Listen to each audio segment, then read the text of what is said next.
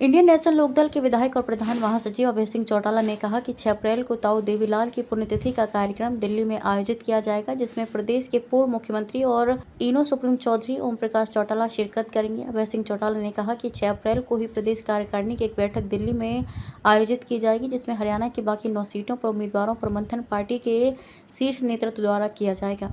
अभय सिंह चौटाला का दावा कि जल्द ही पार्टी की सीनियर लीडरशिप बाकी जो सीटों पर भी अपने उम्मीदवारों की सूची जारी करेगी। चौटाला के निशाने पर आज कांग्रेस और भाजपा और जैप रही।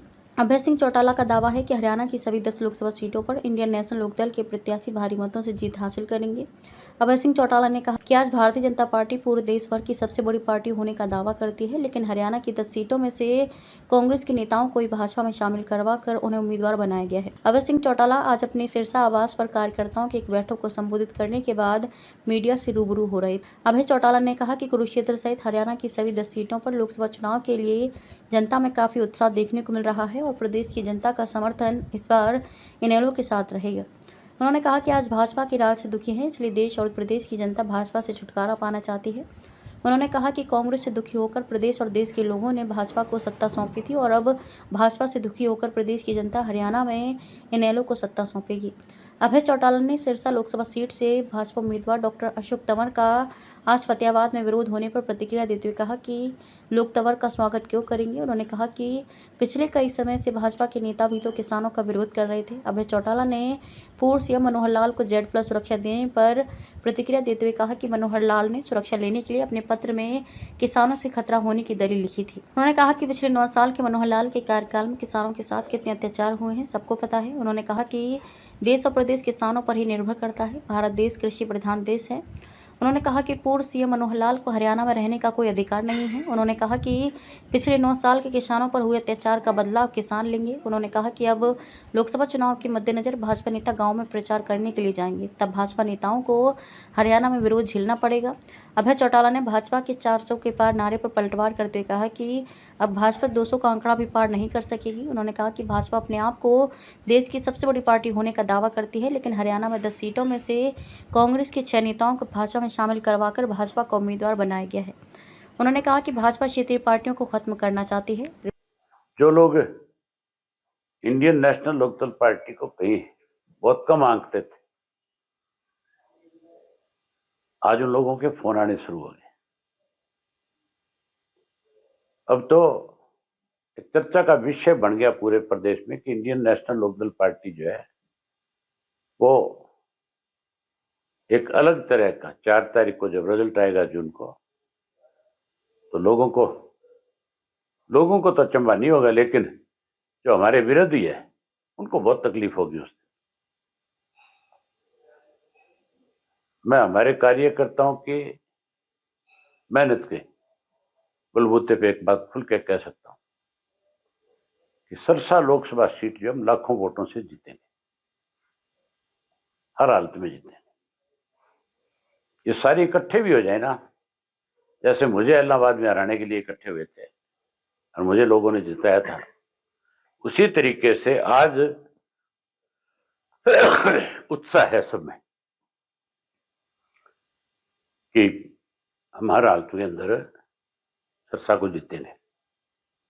6 को ही, बाकी 9 जो कैंडिडेट हैं उनकी अनाउंसमेंट हो जाएगी ना, 6 को नहीं अनाउंसमेंट करेंगे। 6 तारीख को हमने हमारी कोर कमेटी की मीटिंग रखी है, उसमें और नामों पे चर्चा हो सकती है, डिस्कशन हो सकता है, रखी चुनाव के लिए मीटिंग हो, उसमें चौटाला साहब होंगे, उन्हीं की अध्यक्षता में मीटिंग होगी दिल्ली में। फिर उन्हीं के दिशा निर्देश के अनुसार आगे की रूपरेखा तैयार करेंगे। आप मुझे बताओ, स्वागत क्यों करें इनका जब ये किसानों का विरोध करते हैं? इससे ज्यादा बड़ी शर्म की बात हो नहीं सकती कि मनोहर लाल खट्टर जब अपनी सुरक्षा के लिए सरकार से मांग करता है तो उसको जो सुरक्षा प्रदान की जाती है उसमें लिखा हुआ है कि इसलिए इसको जेड सिक्योरिटी दे दी जाए कि इसको किसानों से डर है। हमारा तो प्रदेश ही किसानों पर निर्भर करने वाला प्रदेश है, ये देश किसानों पर निर्भर करता है। हमारे तो देश का नाम कृषि प्रधान देश है, और वहां अगर कोई प्रधानमंत्री रहा हो, वहां कोई मुख्यमंत्री रहा हो, वो कोई सिक्योरिटी लेने के लिए, और उसके लिए पुलिस डिपार्टमेंट ये लिखे, तो फिर उसको हमारे प्रदेश में रहने का अधिकार नहीं है। इसका मतलब सीधा है कि उसने मुख्यमंत्री रहते 9.5 वर्ष में किसान कम्युनिटी को सबसे ज्यादा परेशान किया है।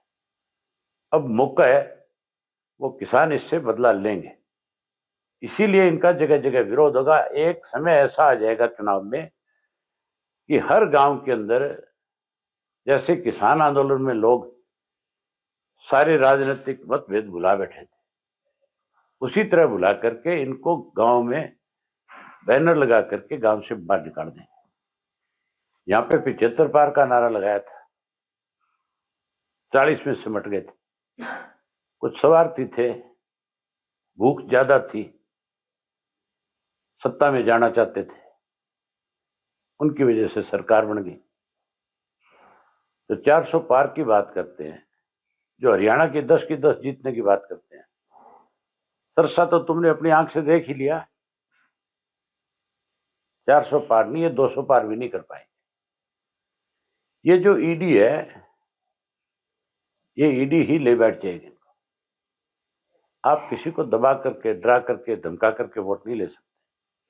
दिल जीत करके तो ले सकते हो, किसी के लिए अच्छा करके ले सकते हो, लेकिन भय से नहीं।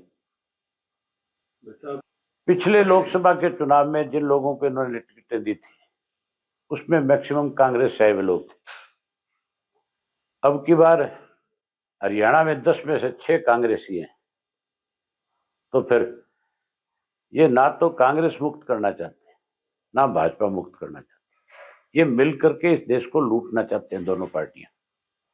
ये जो नेशनल पार्टियां हैं, ये रीजनल पार्टियों को उभरने नहीं देना चाहती, उनको खत्म करना चाहती है। एक्चुअल में प्रदेश का फायदा जो होता है वो रीजनल पार्टी से होता है। रीजनल पार्टी के लोग जो है वो प्रदेश के हितों के बारे में सोचते हैं।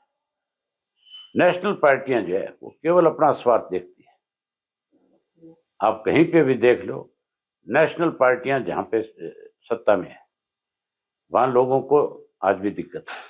जहां रीजनल पार्टियां सत्ता में है, वहां लोगों को ज्यादा सुविधाएं मिली है।